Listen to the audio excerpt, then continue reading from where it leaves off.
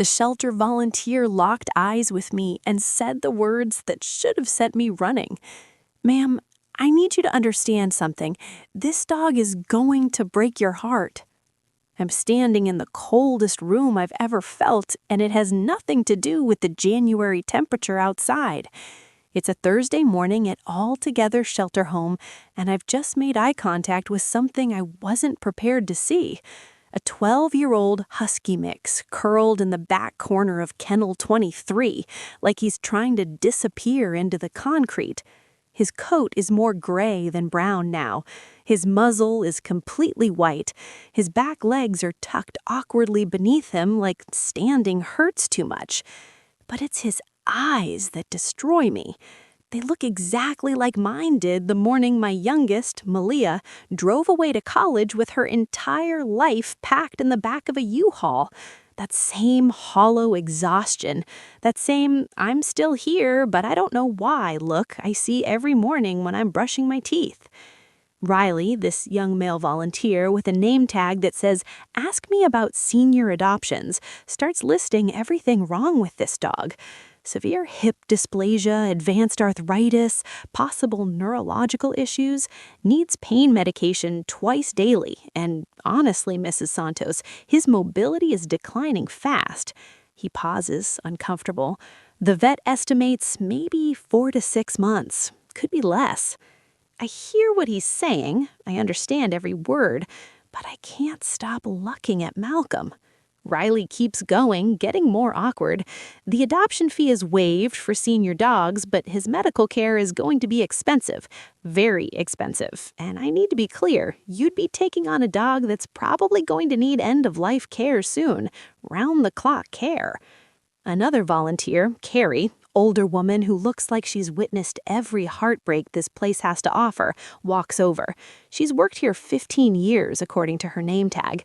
She studies my face for a long moment, then says quietly, "Ma'am, I've seen a lot of adoptions walk through that door.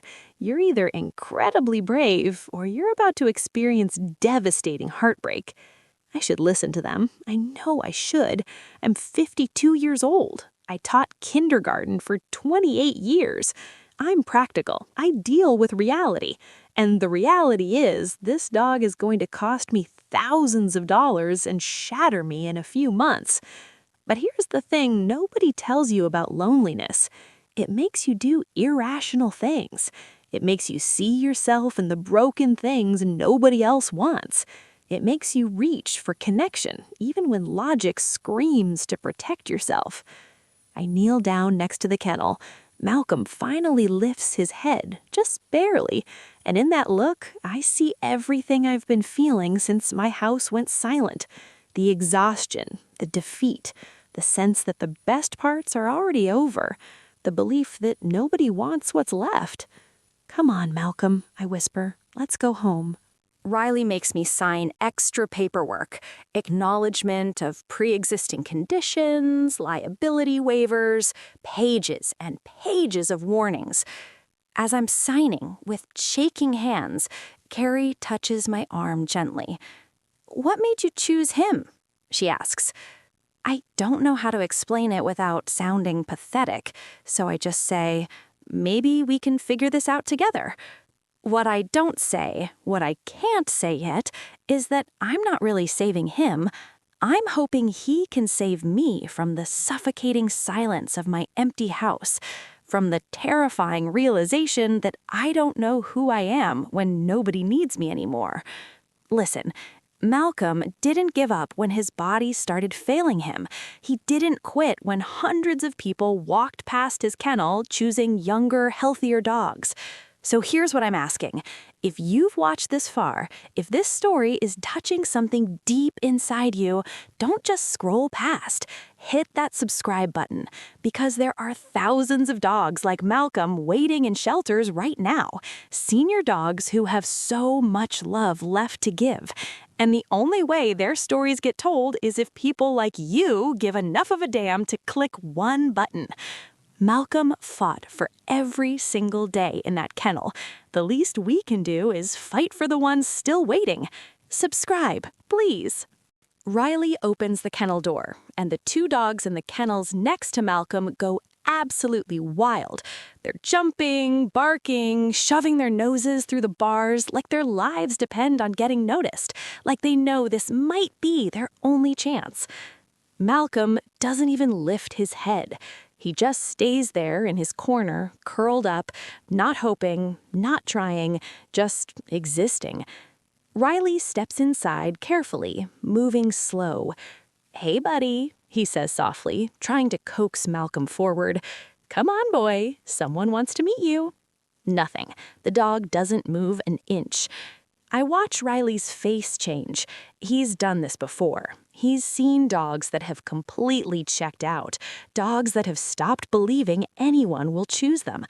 He turns back to me, and I can see him trying to find the right words, the kind way to say what he's thinking. "Look, I'm going to be straight with you, Mrs. Santos. Malcolm here, he's 12 years old, severe hip dysplasia in both back legs, advanced arthritis throughout his spine. We think there might be nerve damage based on how he's moving. He needs pain medication twice a day, every day for the rest of his life. And his mobility," he trails off, glancing back at Malcolm, "it's only going to get worse. Not better, worse." He pauses, like he's waiting for me to change my mind, to back out, to choose one of the younger dogs barking desperately in the kennels beside us. His previous owner passed away 6 months ago. The family kept him for a while, but when he started having accidents in the house and couldn't do stairs anymore, they brought him here. That was 3 months ago, Mrs. Santos. He's been here for 3 months, and you're the first person who's asked about him. His voice gets quieter. The shelter vet says he's got maybe 4 to 6 months left. Maybe. His medical care alone is going to run you thousands. Blood work, x-rays, medications, mobility aids, and that's if nothing catastrophic happens. And at his age, with his condition, he doesn't finish the sentence. He doesn't need to. I don't answer right away because, honestly, I don't have a good answer. This is insane. I know it's insane, but I step into the kennel anyway, get down on my knees on that cold concrete floor. Malcolm is maybe 5 feet away from me, and up close, I can see just how worn down he is. His coat is thin and patchy in spots. There's a cloudiness in his eyes. His back legs are positioned at an awkward angle, like he can't straighten them anymore. "Hey, Malcolm," I say quietly. His ear twitches. That's it, just a slight movement of his ear. I stay there, not moving closer, not forcing anything, just breathing, giving him space. 30 seconds pass, maybe a minute. Then slowly, so slowly, Malcolm lifts his head and looks directly at me. And I swear to God, it's like looking in a mirror. That same emptiness, that same "I'm still here, but I don't matter anymore" expression I see every single morning. That same exhaustion from pretending to be okay when you're not. The look that says all the good stuff already happened, and now we're just waiting for it to be over. Something in my chest cracks open. "Let's just go home, buddy," I hear myself say. "Let's just go home." Riley doesn't move for a second. Then he nods slowly and helps me coax Malcolm to his feet. The dog's back legs shake violently when he stands. He can barely support his own weight. Riley has to brace most of him as we shuffle out of the kennel, one painful step at a time. At the front desk, there's more paperwork, mountains of it, medical history that reads like a tragedy, warning after warning. I sign every single page without reading any of it. My hand is shaking so badly, the signatures barely look like mine. That's when Carrie comes back over. She watches me sign the last form, then puts her hand on the counter between us. "Mrs. Santos," she says, and her voice is gentle but unflinching. "I've seen thousands of adoptions in my 15 years here, and I can usually tell within 5 minutes if it's going to work out." She glances down at Malcolm, who's lying on the floor now, too exhausted to stand anymore.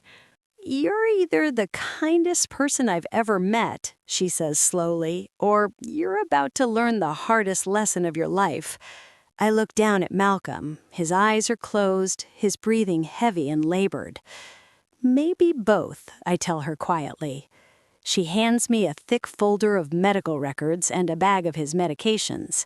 As I'm gathering everything, trying to figure out how I'm going to carry a 65-pound dog and all this stuff to my car, Riley appears with a donated blanket. For the ride home, he says.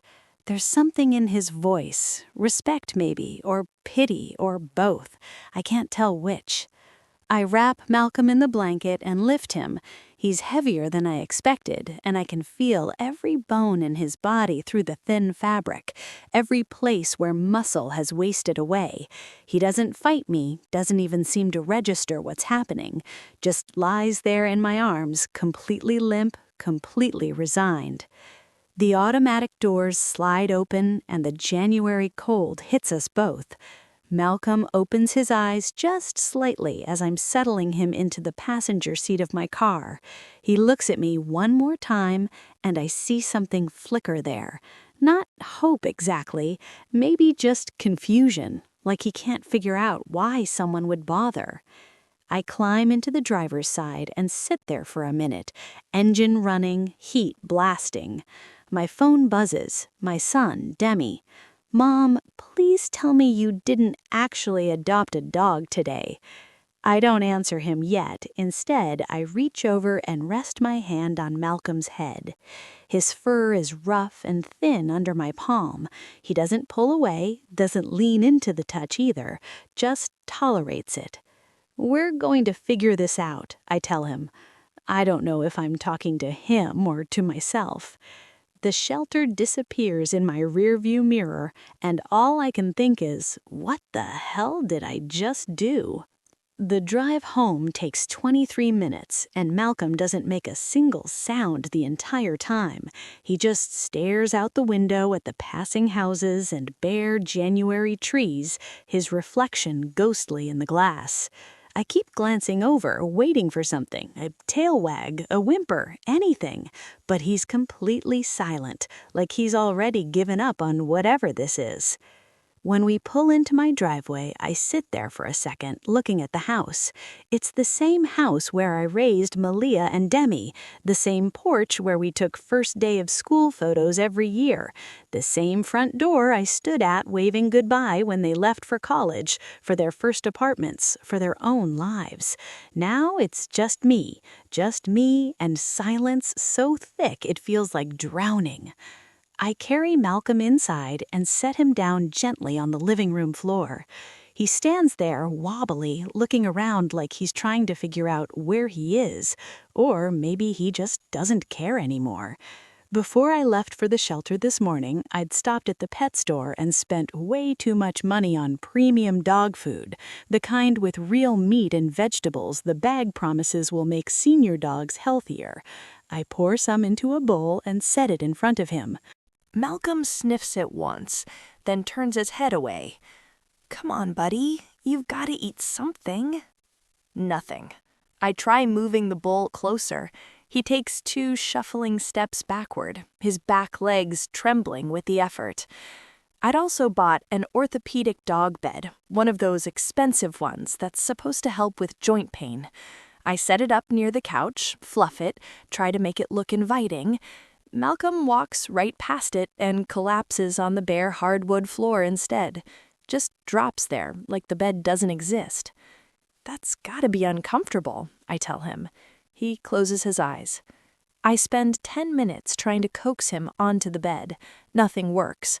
Finally, I give up and head upstairs. The house feels emptier than usual tonight. Malia's old bedroom door is closed. So is Demi's. I haven't been in either room in months. Can't bring myself to. I'm almost asleep when I hear it. A whimper, soft and broken, coming from downstairs. I'm down there in seconds. Malcolm is trying to stand up, his back legs shaking so violently I think he's going to collapse. He's whining, looking toward the back door, panic in his eyes. Okay, I've got you. I slip my arms under him and lift. He's dead weight in my arms, not helping at all, and my back screams in protest. I carry him through the kitchen and out to the back porch.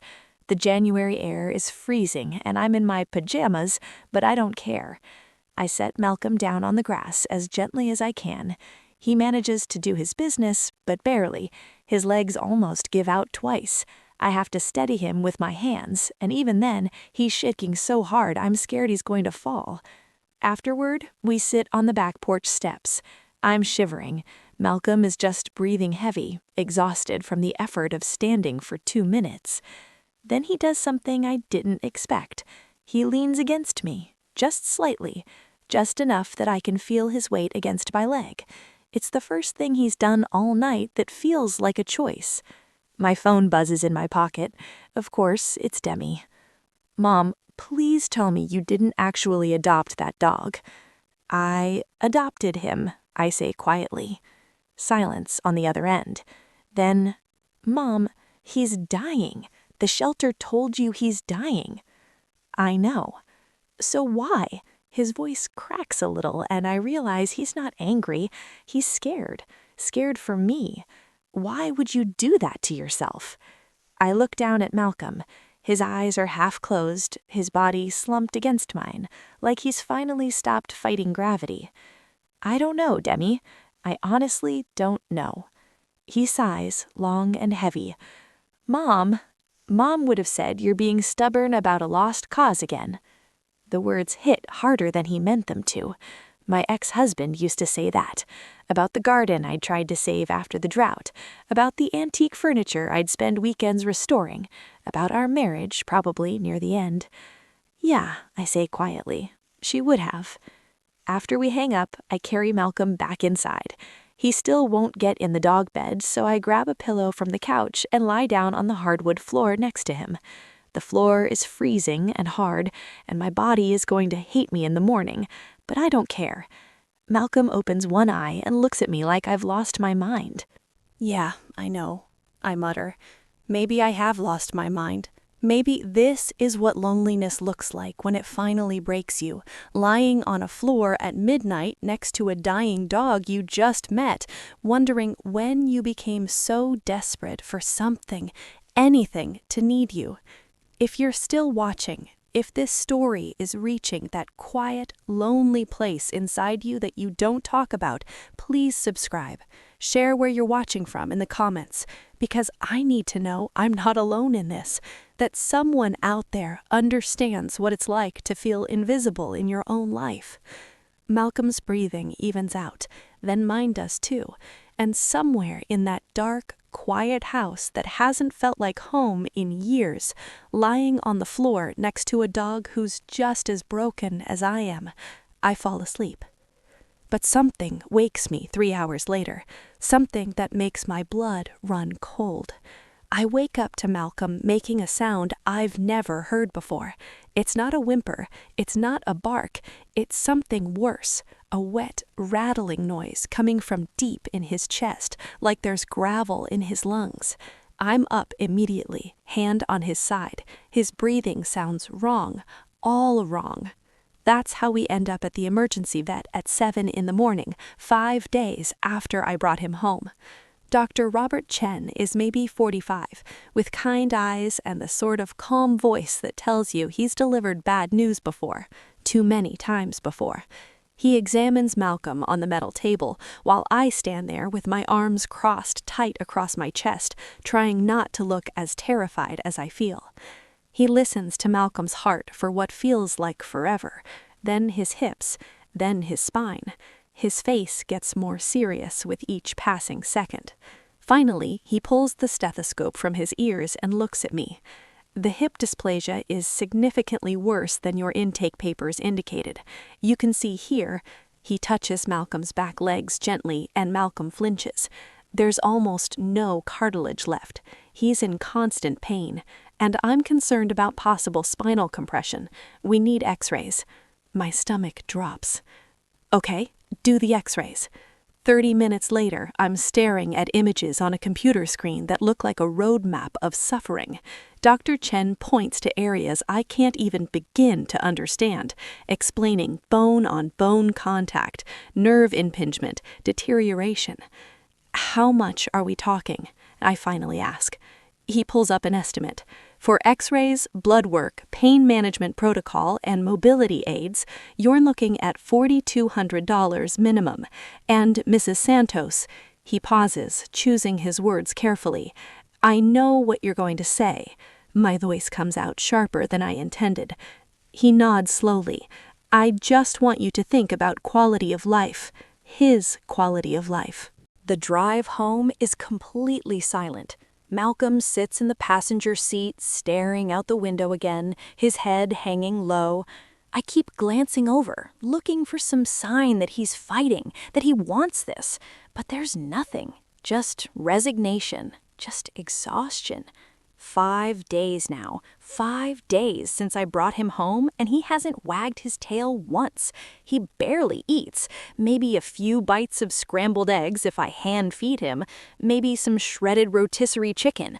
He won't play, won't explore, just lies in that same spot on the hardwood floor like he's waiting for permission to stop existing. That afternoon, my friend Ruben stops by. He's known me since I started teaching, watched my kids grow up, brought casseroles when my marriage fell apart. He takes one look at Malcolm and shakes his head. "Reese, honey," his voice is gentle, "why are you doing this to yourself?" He crouches down near Malcolm, who doesn't even lift his head. "This dog is already gone. You're just torturing yourself. And him. I know it looks bad. It doesn't look bad. It is bad." He stands up, puts his hand on my shoulder. "You're one of the kindest people I know, but kindness isn't keeping something alive that's ready to go." After he leaves, I stand in my kitchen staring at my phone. The shelter's number is right there in my recent calls. My thumb hovers over it. Maybe they'd understand. Maybe they'd take him back, let him go peacefully there instead of watching him suffer in a stranger's house. Maybe everyone was right and I made a terrible mistake. Maybe I'm not saving him, I'm just being selfish, clinging to something, anything that needs me. I'm about to dial when I hear it. Malcolm is making that sound again, whimpering, but different this time, desperate. His whole body is twitching, his legs are kicking like he's running from something, his eyes are squeezed shut. A nightmare. I'm on the floor next to him in seconds. Hey, buddy, you're okay, you're safe."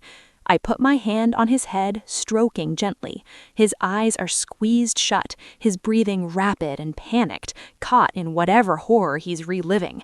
I keep talking to him, quiet and steady. "I'm here, you're not alone, I'm right here."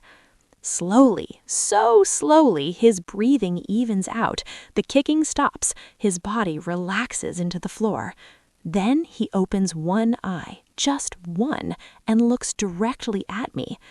It's not much, it's barely anything, but it's the first time he's looked at me like he actually sees me. And right there, sitting on my kitchen floor at 2 in the afternoon with a dying dog and $4,200 in vet bills I can't really afford, I realize something. I can't quit on him. Not because it makes sense, not because it's practical, but because everyone already did. His owner died. The family gave up. Every person who walked past his kennel chose someone else. Even his own body is betraying him. I'll be damned if I'm going to be another person who walks away. I put my phone down. "We're going to figure this out," I tell Malcolm, and this time I actually mean it. If this story is making you feel something, if you've ever felt invisible, unwanted, or left behind, please hit subscribe. Comment below and tell me you're still here, because Malcolm and we need to know we're not alone in this fight. Week 2 starts with a routine I never planned on having. 4:30 in the morning, my alarm goes off. I'm downstairs before I'm fully awake, and Malcolm is already trying to stand, his back legs shaking but trying. I slip my hands under his chest and help him up, and together we make it to the back door. The cold morning air hits us both. Malcolm does his business slowly, carefully, and I stand there in my bathrobe, making sure he doesn't fall. This is my life now. And somehow, it doesn't feel as empty as it did 2 weeks ago. Breakfast is scrambled eggs, plain, unseasoned, cut into tiny pieces. It's the only thing he'll eat consistently. The pills come next. Pain medication crushed into cream cheese because that's what the internet said to do. Somehow it works. I turn down lunch with old colleagues, cancel book club. My phone keeps buzzing with invitations I don't answer. I can't leave Malcolm alone yet, not when he can barely stand, not when he might fall and I wouldn't be here to help him up. Day 8, I'm sitting at the kitchen table with my coffee, and Malcolm is lying near my feet. Then, without warning, he rests his head in my lap, just lays it there, heavy and warm, like it's the most natural thing in the world.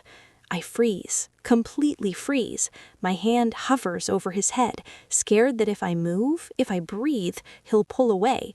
But he doesn't. He just stays there, his eyes half closed, finally trusting me enough to let his guard down. The tears come before I can stop them. I'm sitting there crying over a dog resting his head in my lap, and I don't even care how pathetic that sounds. Day 9, Malia video calls.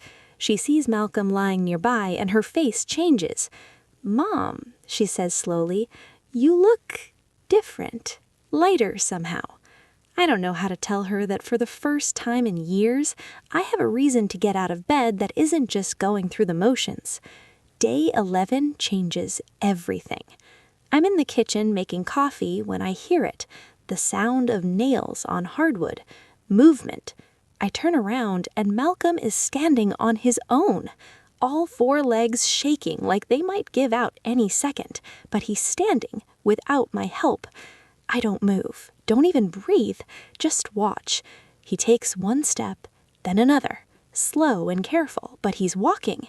He makes it all the way to his water bowl, maybe 6 feet, and lowers his head to drink. I'm not proud of this, but I completely break down. Just stand there in my kitchen at 7 in the morning sobbing over a dog drinking water.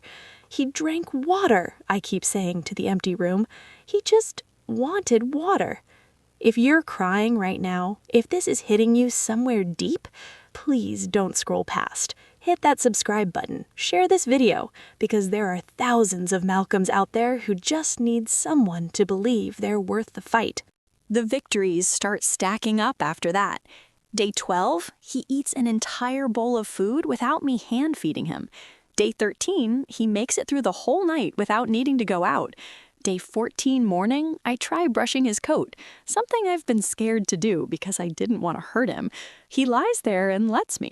Doesn't flinch, doesn't pull away, just tolerates it. Maybe even enjoys it. That afternoon, I'm sitting on the couch and I see it. Malcolm is lying in that patch of sunlight that comes through the window, and his tail moves. Not a wag, not even close, just a tiny lift, a flicker. "Did you just—" I start to say, but he's already still again. I take a photo and send it to the family group chat. Malcolm lying peacefully in the sun, his eyes clearer than they've been. Demi responds within seconds. "Mom, he doesn't look like he's dying anymore." He's right. Something is changing. I don't want to call it hope yet. Hope feels too big, too dangerous. But something is happening that wasn't happening before. That evening, Malcolm does something that makes my heart stop. He climbs onto the couch, slowly, painfully, but he does it, and settles next to me. Not near me, next to me, touching. His body pressed against my leg, choosing to be close. "Don't get attached, Reese," I whisper to myself. "Don't do this to yourself." But it's too late. I'm already attached. And for the first time in 2 years, that doesn't terrify me. Then day 14 happens, and everything I thought I understood gets ripped apart.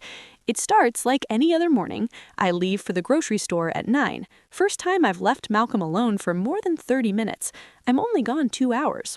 2 hours! When I come home, Malcolm is on the living room floor, his back legs splayed out at unnatural angles. He can't stand. His eyes are panicked, wild, and he's whining, a desperate, terrifying sound that makes my blood run cold. Malcolm! I drop the groceries. He's trying to get up, his front legs scrabbling against the hardwood, but his back legs won't move, won't respond at all. My hands shake so badly I drop my phone twice before I can dial the emergency vet. My dog can't stand. His back legs, they're not working. Something's wrong. Please, I need to bring him now.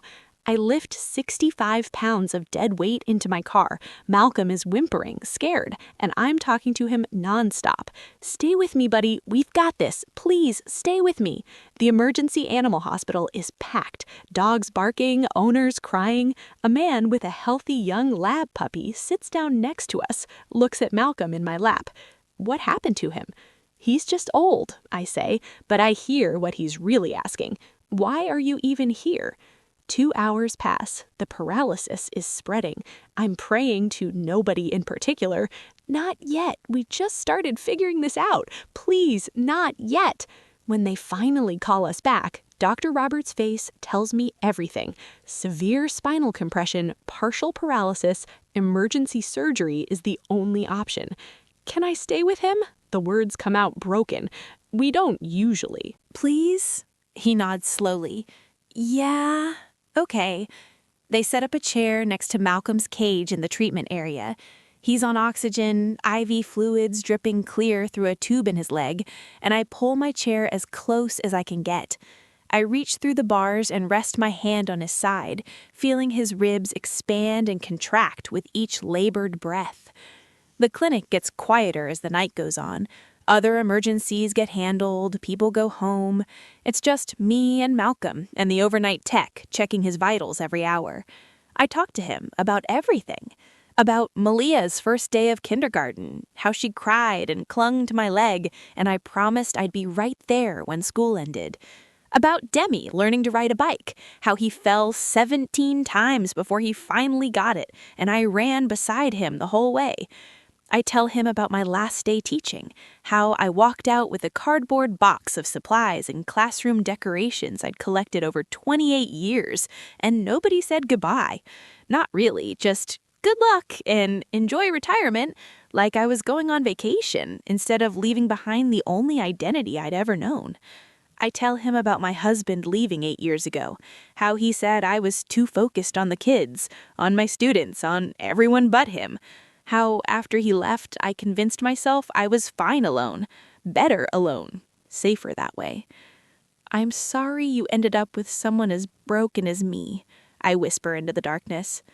Somewhere around 5 a.m, Malcolm's breathing changes, slows down, gets deeper, much steady. His eyes open and find mine through the bars of the kennel. And in that look, I know. I know what I have to do.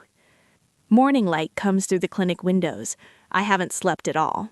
Dr. Robert finds me still sitting in that chair, my hand still through the bars. He pulls up a stool. His face tells me this is the conversation. We did more imaging, he says quietly. It's a herniated disc, severe spinal compression. We can do emergency surgery to decompress it. It's his only chance at mobility. My heart jumps. Okay, so do it. Mrs. Santos, he pauses.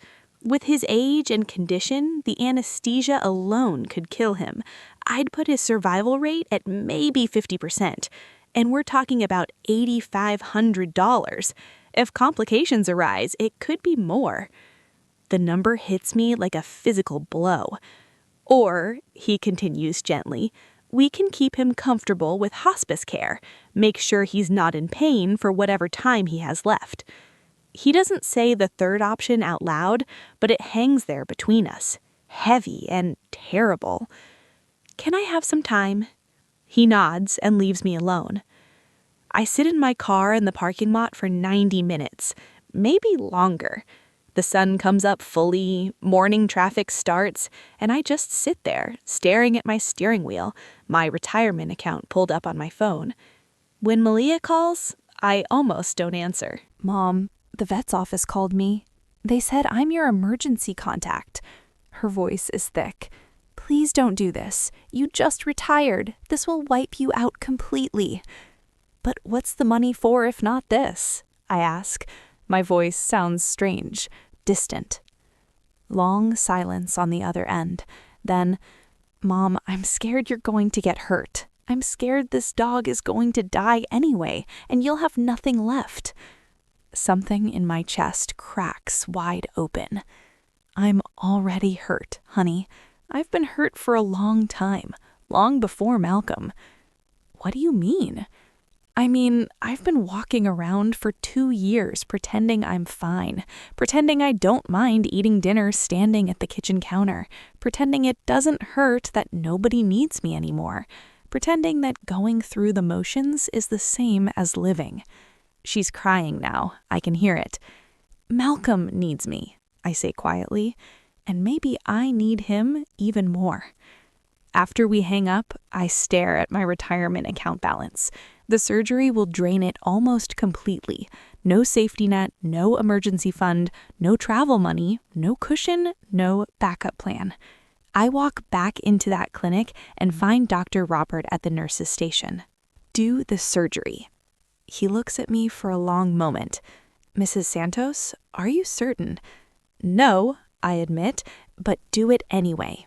If you're still here, if you're feeling this deep in your chest, please subscribe. Drop a comment. Tell me where you're watching from. Tell me you understand what it's like to risk everything on something everyone says is impossible. Because I need to know I'm not crazy, that love is worth this. He nods slowly.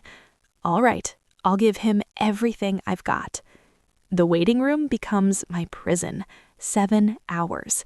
7 hours of terrible coffee and a clock that moves slower than it's ever moved in my life.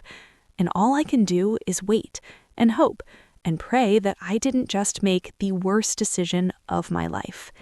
The waiting room coffee tastes like panic and regret. I buy a cup every hour just to have something to do with my hands. 7 hours. They said 7 hours. I text updates to the family group chat even though nobody's responding. In surgery now, still waiting, no news yet. The silence on the other end feels louder than any response could be. Around noon, the automatic doors slide open, and Ruben walks in carrying 2 bags from the deli across the street. He doesn't say anything at first, just sits down next to me and sets a sandwich in my lap. Heard you're being stubborn again, he says quietly. You think I'm crazy. I think you're the bravest person I know. We sit there together, not talking much, just existing in the same space. That's what real friendship looks like, showing up even when you think someone's making the worst decision of their life, just showing up anyway. The surgery door finally opens at 3:45. Dr. Robert comes through in his scrubs, and I know immediately something's wrong. There's blood on his shoes. His surgical cap is crooked. He looks exhausted in a way that goes beyond tired. My heart stops completely. Then he smiles, just slightly. Your dog is a fighter. My knees give out, actually buckle. Ruben catches me before I hit the floor. It was touch and go, Dr. Robert says, his voice steady but raw. His heart stopped once during surgery. We had to bring him back. The herniation was worse than any of us fought, the worst I've seen in a dog his age still fighting. But we decompressed the spine, got the pressure off the nerves. Mrs. Santos, he's got a chance. I can't speak, can't form words, can't do anything but stand there shaking. Can I see him? It comes out as barely a whisper. He leads me back to the recovery area. Malcolm is in a kennel surrounded by tubes and wires and monitors that beep steadily.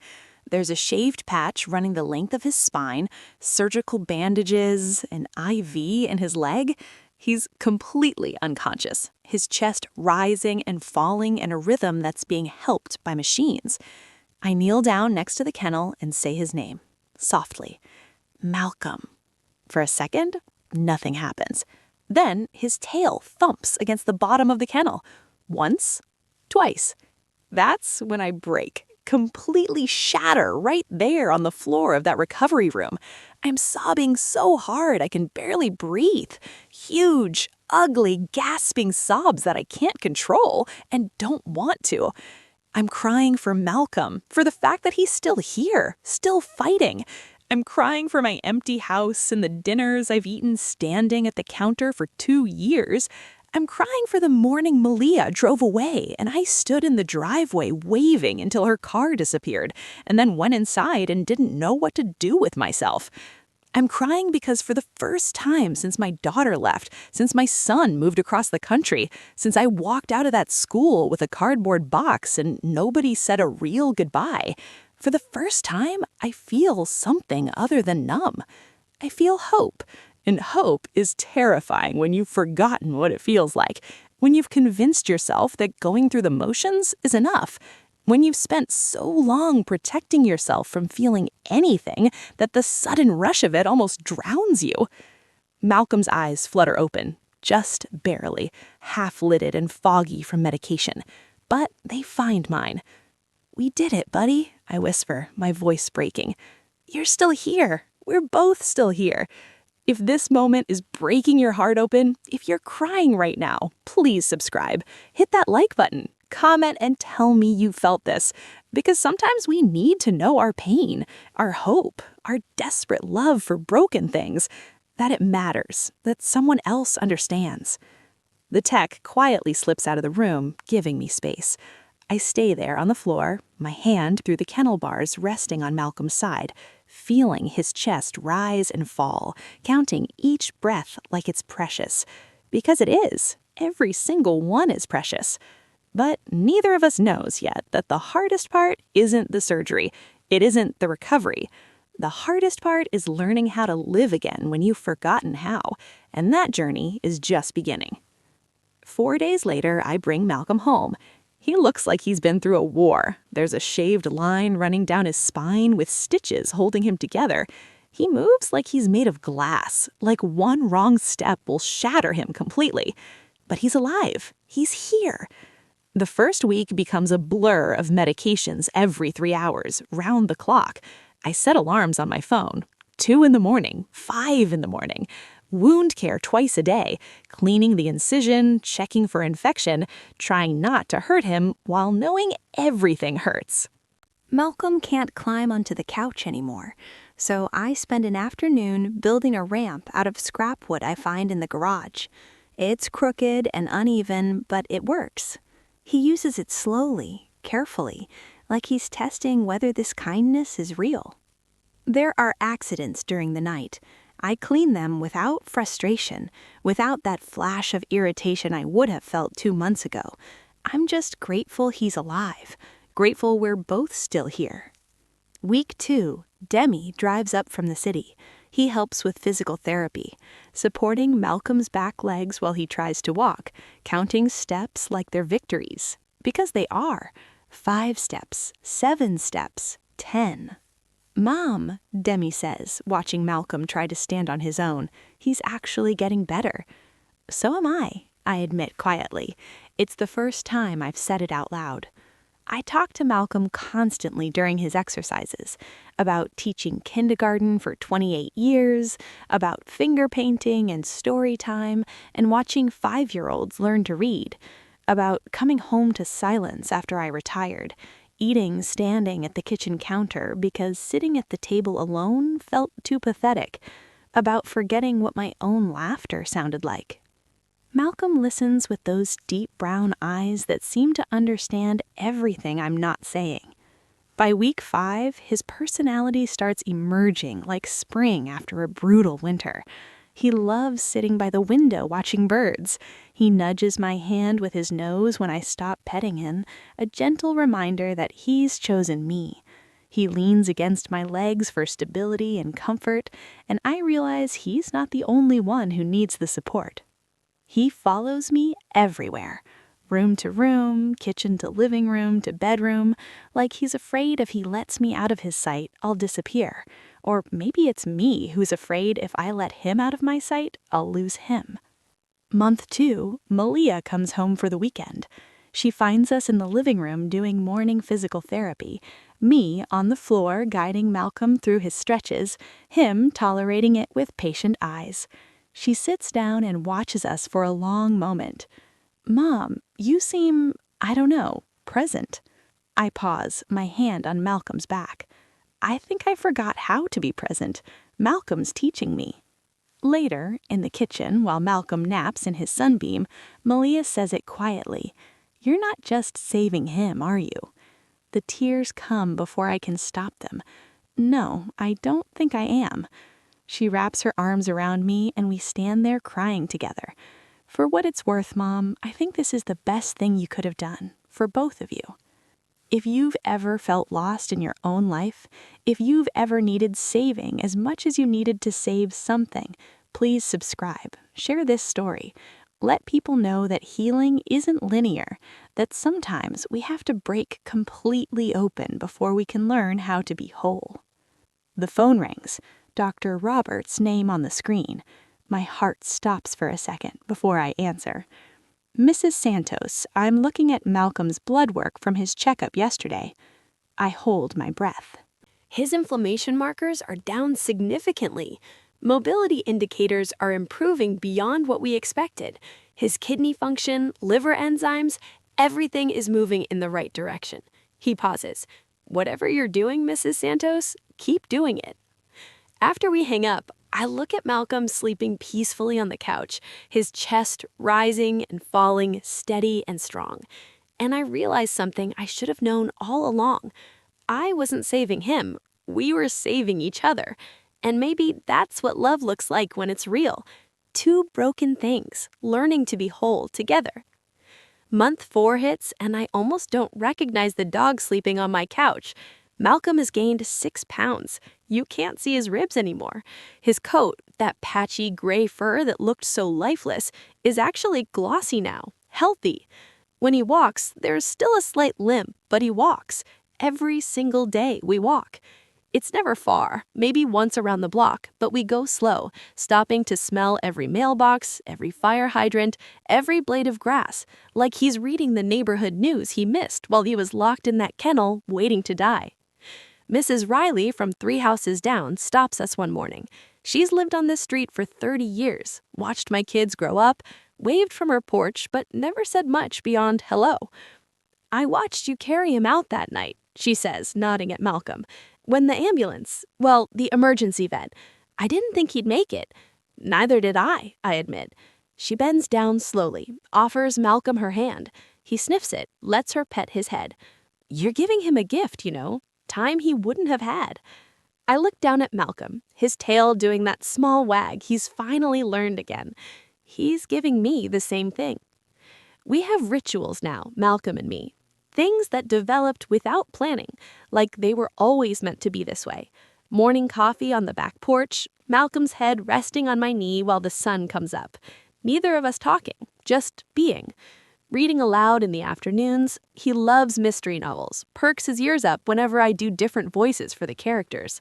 Sleeping in my bedroom now, on the rug beside my bed, his breathing a steady rhythm that helps me fall asleep. Week 14, something happens that stops me completely. Malcolm brings me his leash, just picks it up in his mouth and carries it over to where I'm sitting, drops it at my feet, looks up at me with those brown eyes. It's the first time he's asked for anything, the first time he's initiated, the first time he's shown me that he wants something beyond just surviving. "You want to go out, buddy?" His tail wags, really wags. We walk to the park. It takes us 30 minutes to go 4 blocks, but we make it. There's a bench overlooking the pond and we sit there together, him on the bench next to me, his head resting in my lap, and watch the sun go down. The sky turns orange, then pink, then deep purple, and I feel something I haven't felt in years. Peace. Not happiness, not joy, just peace. Like maybe everything is going to be okay. Like maybe we're going to be okay. "We're doing okay, aren't we, buddy?" I whisper. His tail thumps against the bench. That night, I find an online group for people who've adopted senior dogs. I start sharing Malcolm's story. The warnings, the surgery, the recovery, all of it. The comments flood in within hours. You gave me courage to adopt a 14-year-old lab. I've been too scared to take on a senior dog. Not anymore. This is exactly what I needed to hear. A month later, Carrie from Altogether Shelter Home calls. Mrs. Santos, I don't know if you realize what you've done. Your story, people have been coming in specifically asking about senior dogs. We've had 3 senior adoptions this month alone because of you. She pauses. We're starting a support group for senior dog adopters. Would you consider leading it? I look at Malcolm sleeping in his afternoon sunbeam, and I realize something that makes my chest ache in the best way. This is purpose, not being needed, not being useful to others because they can't manage without me, but choosing to show up, choosing to be present, choosing to use the hardest thing I've ever done to help someone else take the leap. If this story has changed something in you, if you're ready to open your heart to a senior pet who needs you, please subscribe. Share where you're watching from. Tell me in the comments what Malcolm and I have taught you, because this isn't just our story anymore. It's yours too. Yes, I tell Carrie, I'll do it. And for the first time in years, I mean it when I say I'm looking forward to something. Not because I have to, because I want to. 8 months later, I'm sitting in a circle at Altogether Shelter Home, leading my monthly senior dog support group. There are 10 of us today, all with senior dogs who the world said weren't worth the trouble. Malcolm is sleeping in a donated bed in the corner, his breathing steady, his body finally at peace. A woman named Santos, no relation, is sharing her story. I was terrified, she says, her voice breaking, terrified of the vet bills, the heartbreak, all of it. But watching my dog live fully in his final year taught me how to live fully in mine. Everyone nods. We all understand. We're the people who chose love over logic, who said yes when everyone else said no. After the meeting, a young couple approaches me. They're maybe 30, holding hands, nervous. We're thinking about adopting a senior dog, the woman says, but how do you know if you're ready? I look over at Malcolm sleeping peacefully in the corner, and I feel my throat tighten. You're never ready, I tell them honestly. You just choose it anyway, and then you choose it again the next day, and the day after that. They thank me and head toward the kennels to meet the dogs. I watch them go, and I think about Riley's warning 8 months ago in this same building. This dog is going to break your heart. You were right, I think. Malcolm did break my heart. But he broke it open, not apart. He taught me that purpose isn't something that's given to you when people need you. It's something you create every single morning when you choose to show up. He taught me that being needed isn't the same as mattering, that my value was never about how useful I was to others. It was always there, waiting for me to see it. He taught me that the end of something doesn't erase its value, that broken and whole aren't opposites, they're the same thing, that you can be both simultaneously. And that's not just okay, that's being human. Last night, sitting on the couch with Malcolm's head in my lap, stroking his graying face, I whispered, "Thank you for choosing me back." Because here's what I finally understand. That day at the shelter, when I thought I was saving Malcolm from dying alone in a concrete kennel, I had it completely backwards. Malcolm saved me from living alone in a house that had stopped feeling like home. The breaking down of my walls, the shattering of my carefully constructed independence, the forcing me to feel things I'd spent 2 years avoiding, that wasn't the wound, that was the healing. Malcolm shifts in his sleep, and I watch his chest rise and fall, steady, strong. He's still here, still slow, still healing. So am I. We don't know how much time we have left together. Could be months, could be longer. The vet says his blood work is remarkable for a dog his age, but I've learned not to count days anymore. I've learned to count moments instead. And right now, in this moment, we're both here, both seen, both loved, both choosing each other every single day. And that's everything. If you're watching this and something inside you is breaking open, please don't scroll past. Subscribe to this channel, share this video, comment and tell me where you're watching from, because there are thousands of senior dogs waiting in shelters right now. Dogs like Malcolm, who have so much love left to give. They're not in shelters because they have less to offer. They're there because people are terrified of loss, terrified of the heartbreak, terrified of loving something knowing you'll have to say goodbye too soon. But here's what I learned, what Malcolm taught me. The loss is worth it, every single time. The love is worth the grief. The joy is worth the pain. The breaking open is worth the healing that follows. Because loving something that's dying doesn't make you weak. It makes you brave. It makes you human. It makes you whole. Subscribe, share this story, and maybe, just maybe, go to your local shelter and ask about the senior dogs, the ones everyone walks past, the ones in the back kennels who stopped hoping. Give them their final chapter.